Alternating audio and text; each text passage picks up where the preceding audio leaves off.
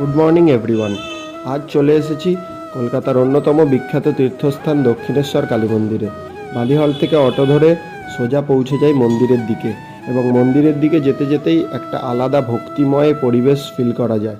প্রত্যেক দিন হাজার হাজার ভক্ত এখানে আসেন মা ভবতারিণীর দর্শন করতে। এই মন্দিরটি 1855 সালে স্থাপন করেছিলেন রানী রাসমণি। মন্দিরটি গঙ্গার তীরে অবস্থিত হওয়ায় এখানকার পরিবেশ খুবই সুন্দর আর মনোরম।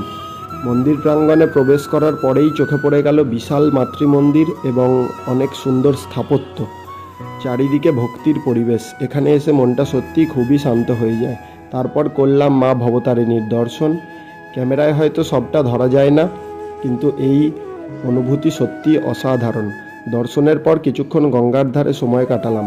ঠান্ডা হাওয়া, নদীর শান্ত পরিবেশ আর মন্দিরে ঘন্টার শব্দ, পুরো এক্সপিরিয়েন্সটাই খুবই স্পেশাল ছিল। যদি তুমি কলকাতায় থাকো অথবা কলকাতায় ঘুরতে আসো, তাহলে অবশ্যই দক্ষিণেশ্বর কালী মন্দিরটি ভিজিট করতে ভুলো না। এটা শুধু একটা মন্দির না, এটা একটা অনুভূতি।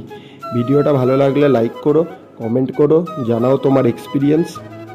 আর এমনই মিনি ব্লগের জন্য চ্যানেলটা সাবস্ক্রাইব করতে ভুলো না। জয় মা কালী। দেখা হচ্ছে পরবর্তী একটি মিনি ব্লগে।